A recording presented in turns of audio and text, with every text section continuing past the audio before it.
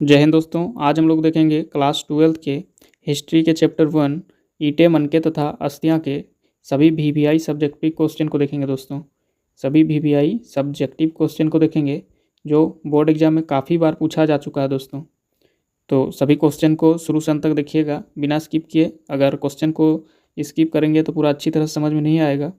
तो चलिए शुरू करते हैं आज का सेशन को। आज का पहला क्वेश्चन है, सिंधु सभ्यता में पाई गई 4 मुख्य धातुओं के नाम बताएं। सिंधु सभ्यता में पाई गई 4 मुख्य धातुओं के नाम बताएं। तो इसको इस तरह से उत्तर देना है, ठीक है। यहाँ पर जैसे लिखा हुआ है इस तरह का उत्तर देंगे तो आप लोग को अच्छा खासा नंबर मिलेगा दोस्तों बोर्ड एग्जाम में। तो उत्तर होगा सिंधु सभ्यता में पाई गई 4 मुख्य धातुओं के नाम और पॉइंट दे के लिख दीजिएगा। तो पहला नंबर में होगा सोना, दूसरा में चांदी, तीसरा में तांबा, चौथा में कांसा। तो इनमें से मतलब ऑप्शन में दूसरा भी लिख सकते हैं, ऑप्शन ए में चांदी को लिख सकते हैं और दूसरा ऑप्शन में सोना भी लिख सकते हैं, लेकिन 4 को लिखना है। सिंधु सभ्यता में पाई गई 4 मुख्य धातुओं के नाम तो कौन कौन सा? तो सोना, चांदी, तांबा और कांसा। ऐसे ही आंसर देना है बोर्ड एग्जाम में, ठीक है। चलिए नेक्स्ट क्वेश्चन देखते हैं, दूसरा नंबर। तो दूसरा नंबर क्वेश्चन में हड़प्पा सभ्यता कहाँ कहाँ विकसित हुई।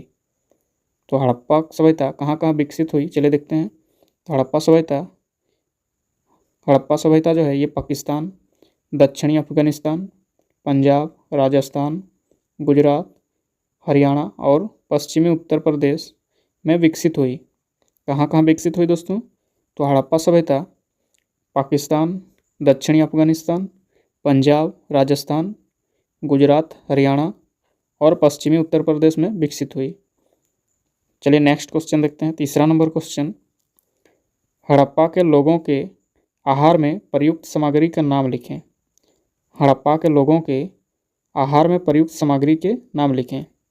तो इसका उत्तर दीजिएगा, हड़प्पा के लोगों के आहार में प्रयुक्त सामग्री निम्न है। निम्न है लिखकर एक एक करके लिख दीजिएगा पॉइंट देके, ठीक है। तो इसमें होगा मुख्य भोजन गेहूँ, चावल, दूध, फल, घी और सब्जियाँ। हड़प्पा के लोगों का आहार में जो प्रयुक्त सामग्री है उनमें से है गेहूँ, चावल, दूध, फल, घी और सब्जियाँ। वे सूअर का मांस और अंडे भी खाते थे। हड़प्पा के लोग सूअर के मांस और अंडे भी खाते थे तथा खजूर, अनार, नारियल तथा नींबू आदि फलों का ज्ञान रखते थे, ठीक है। तो इस तरह का क्वेश्चन का आंसर देना है, हड़प्पा के लोगों के आहार में प्रयुक्त सामग्री, ठीक है। तो यहाँ पर हम लोग जितना देखें ये सबको लिख देना है।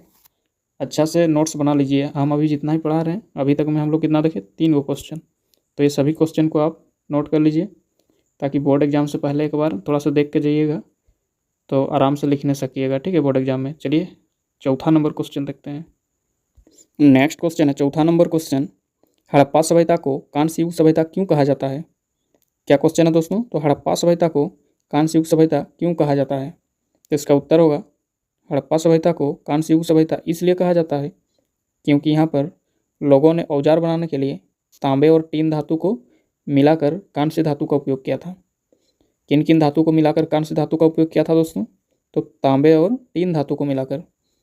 अगला है, हड़प्पा में कांसे से बनी हुई कई पुरावस्तुएं और औजार प्राप्त हुए। हड़प्पा में कांसे से बनी हुई कई पुरावस्तुएं और औजार प्राप्त हुए जिन्हें शिल्पियों ने बड़ी मेहनत से बनाया दोस्तों। तो बोर्ड एग्जाम में भी कुछ इस तरह से लिखिएगा कि हड़प्पा सभ्यता को कांस्य युग सभ्यता क्यों कहा जाता है, इस तरह क्वेश्चन रहेगा। तो उसका उत्तर होगा, हड़प्पा सभ्यता, रुकिए ना, हड़प्पा सभ्यता को कांस्य युग सभ्यता इसलिए कहा जाता है क्योंकि यहाँ पर लोगों ने औजार बनाने के लिए तांबे और टीन धातु को मिलाकर कांस्य धातु का उपयोग किया था दोस्तों। कैसा धातु? तो कांस्य धातु का।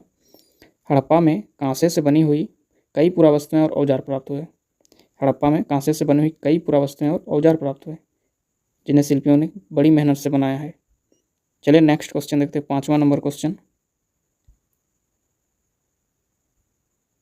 पाँचवा नंबर क्वेश्चन है, हड़प्पन लिपि की 2 विशेषताएं बताएं।